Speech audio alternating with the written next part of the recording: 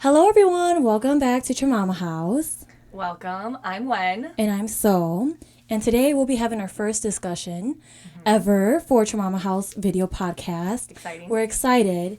But at the same time, not going to lie, my heart was a little heavy going into this topic that we'll be discussing today.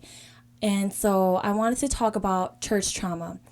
I feel like a lot of people can relate. A lot of people have it, but I feel like we don't really talk about it. We talk about it with one another, but I feel like we don't really hear other people talk about it. And we want to take this time today to just talk about what we've experienced through the church and I guess like how we're processing that and healing through it. First and foremost, I want to give a little background of our lives. We grew up in the church our entire lives. From the moment I was born, I remember us going to church. It was just something that we did. We were very involved. And when I say involved, I'm talking weekly, several times a week for years until like I was in my mid-20s. So this is something that, it was very much part of our lives. It wasn't something that we just did on a weekend. We were there. We were involved. So whereas we had some great experiences as well, there were a lot of painful parts in the church that has shaped me into who I am. Right off the bat, the first one that I can say is modesty in the church. It's the disparity between girls and boys. I recall being like about 15 or 16 and a grown man in the church pulled me aside by myself to tell me that what I was wearing was immodest. Mind you, I was 15. I was wearing a dress and I had tights on.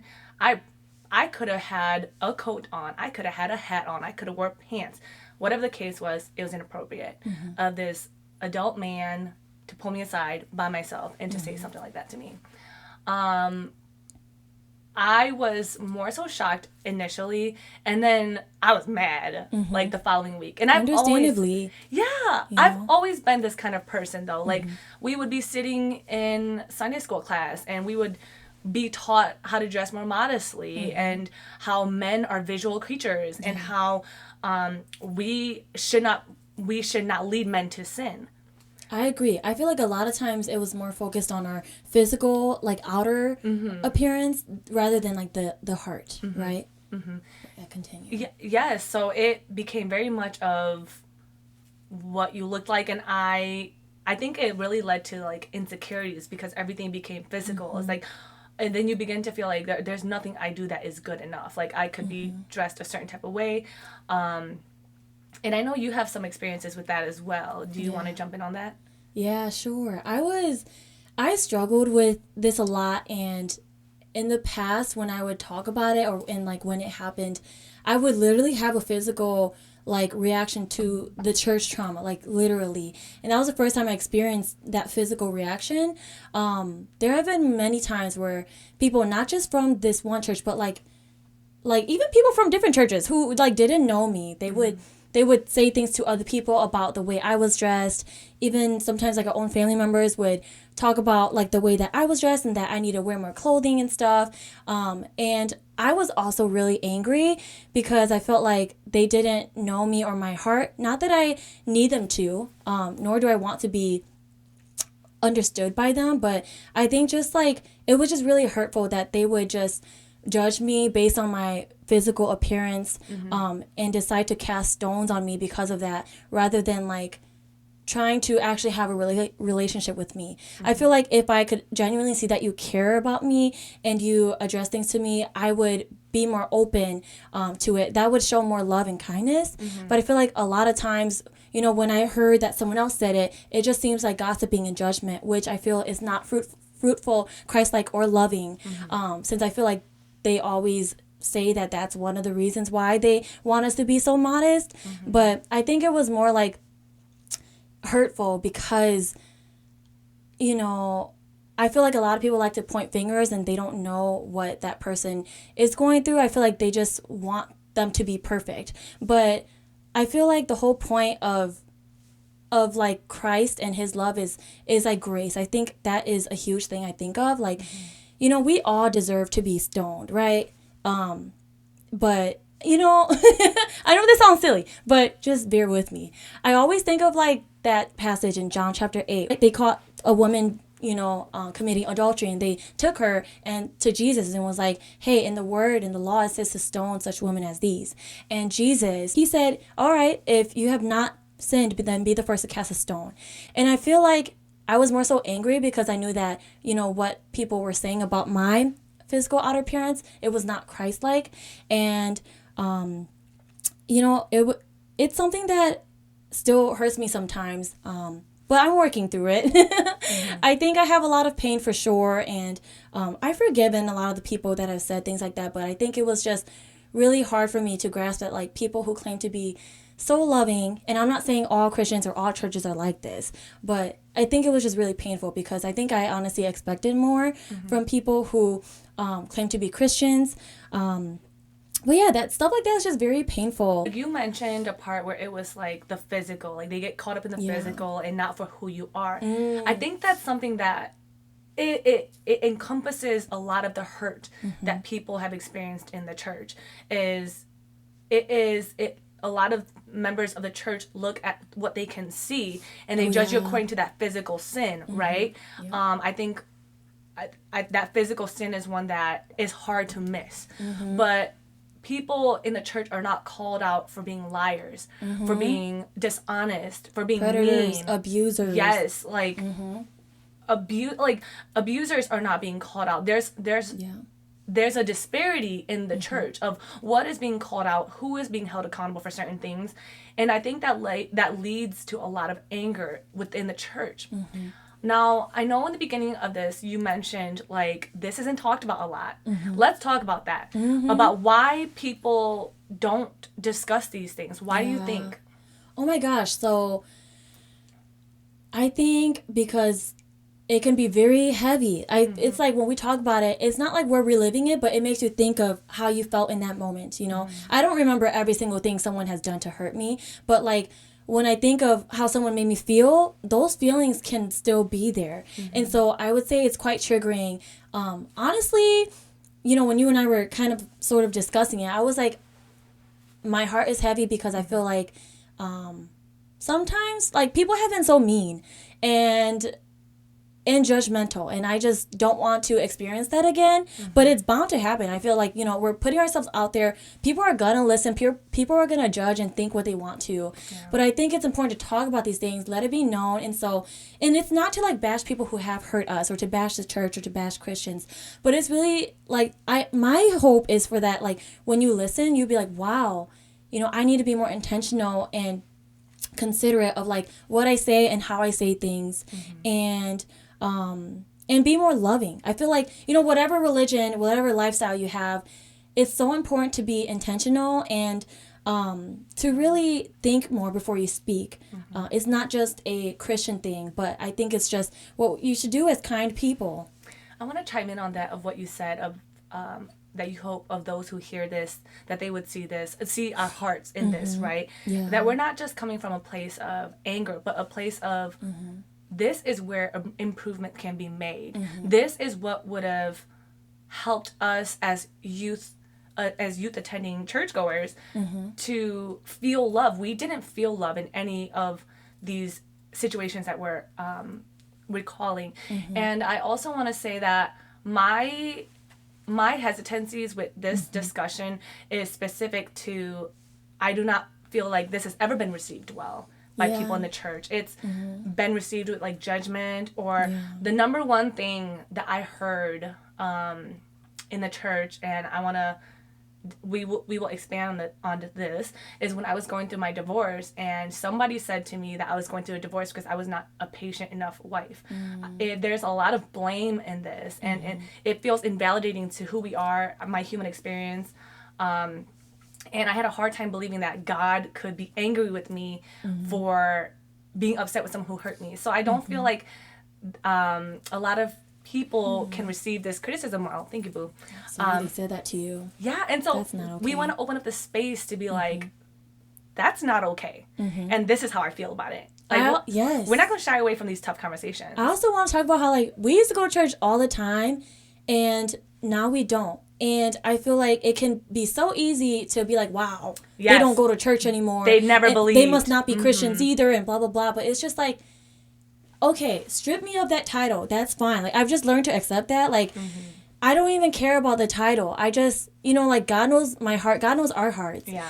And just because we don't go anymore, it doesn't mean that we don't still believe. And it also goes to say that just because you do go doesn't make you a better person. Like, we have to get out of the idea that if someone is a pastor, they do no wrong. Someone is a criminal, they always do wrong. That type of mindset is dangerous. We have to understand the fluidity in our thinking.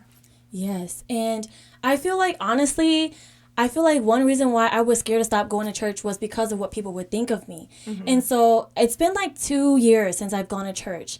And honestly, I feel the most liberated in my life. And I never thought that no longer going to church would do that. Because a lot of people they encourage like going to church and having a faith community. But why is it that I am more at peace and more liberated stepping outside of church? The church is not this building. It's supposed to be a body of people. It's supposed to be a body. Like, it was never supposed to only happen within the walls. And that's an issue because it felt like really there was a facade that only went on at this building. We probably gotta edit that out. They're going to be mad with me saying that. We want to edit it out. So it's like this presentation that people have.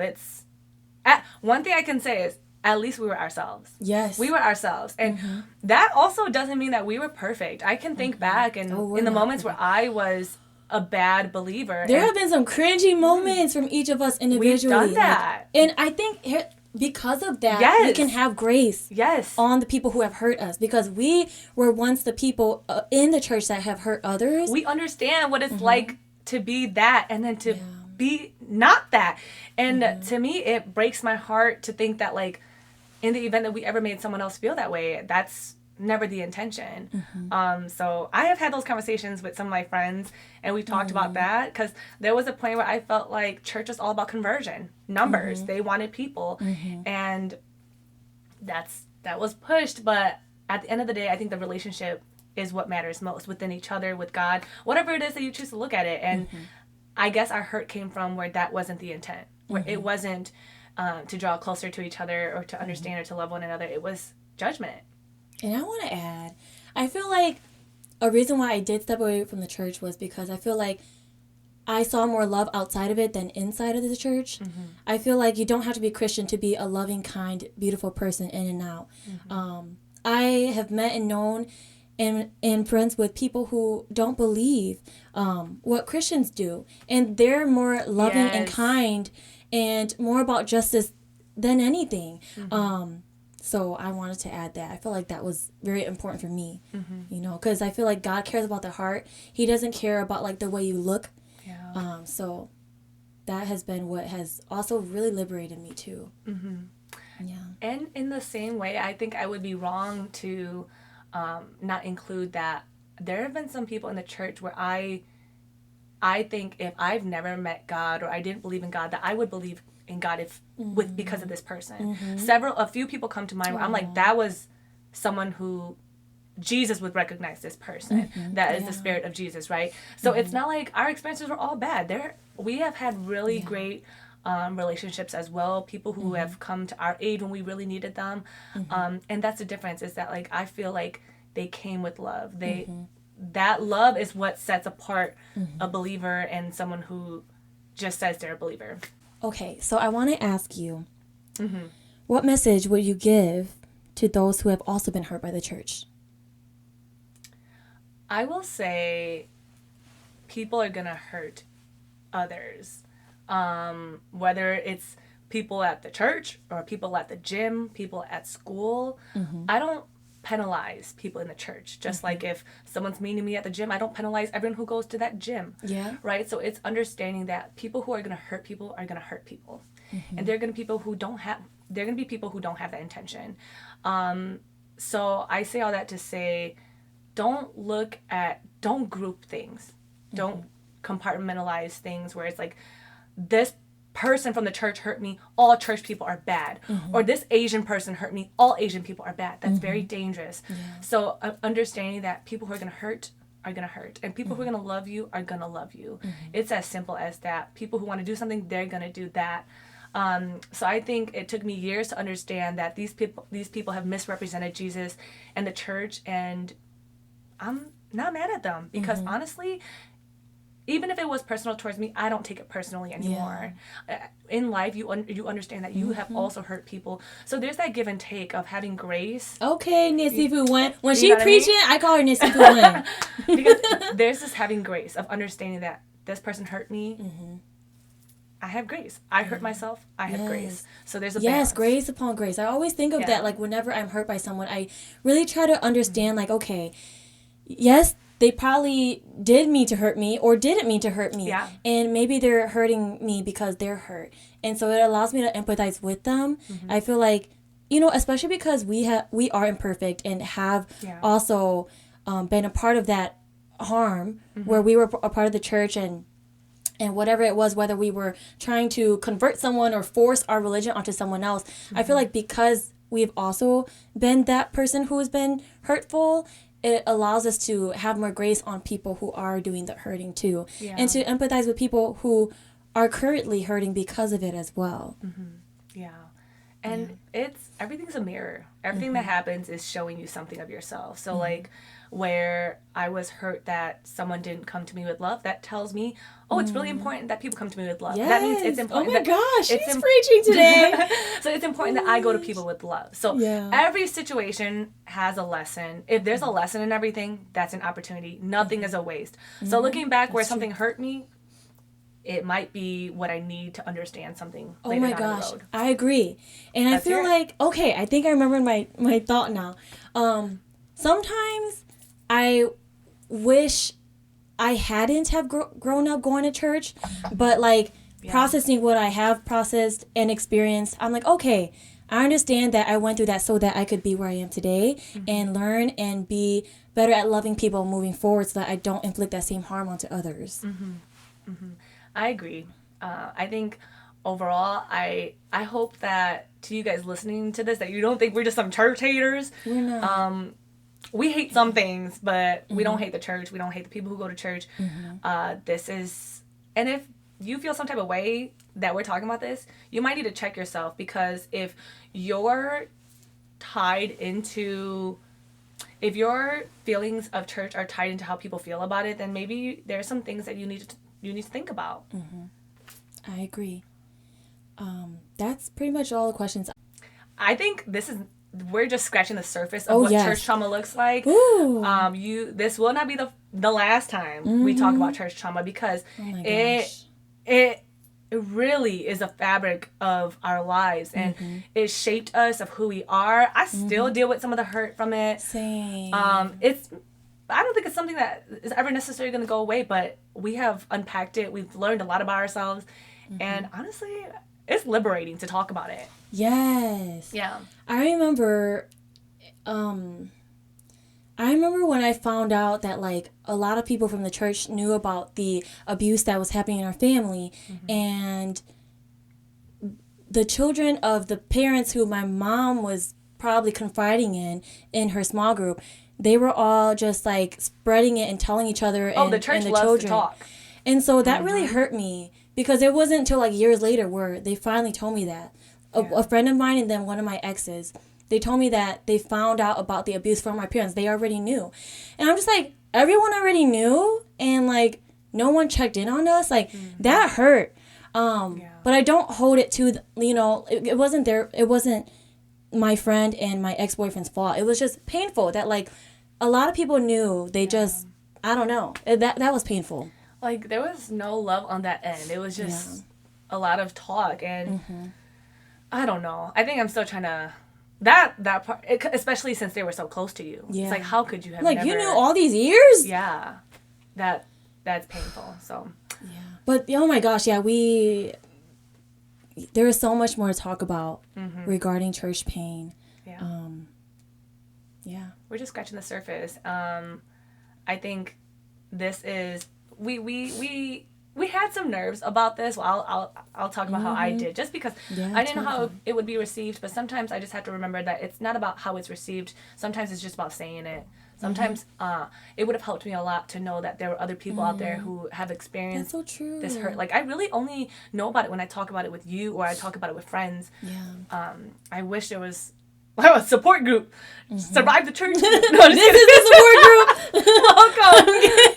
But it really made me sad for you when I could really tell how church hurt continued to like affect you, especially when you were going through your divorce, because you know before you made that decision you were so worried about like what the church would think of you, and it made me so sad for you that you had to think about what they would think rather than your own well-being.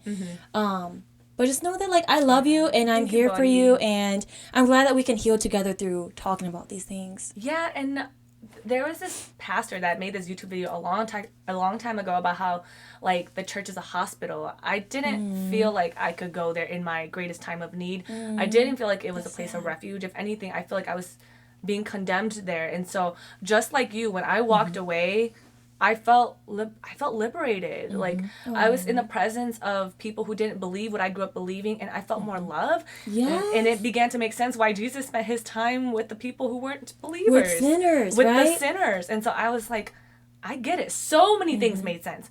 So I'm very appreciative of, I mean, not that I needed the hurt, but I'm glad that it gave me a different perspective on life. Yeah. So. Thank you for joining us today in discussing this heavy topic. We will be discussing way more things of how our lived experiences have impacted us, and we're excited to heal with you on this journey and to laugh about the things that we've experienced as well. So we'll see you next time. See you guys. Thanks for joining.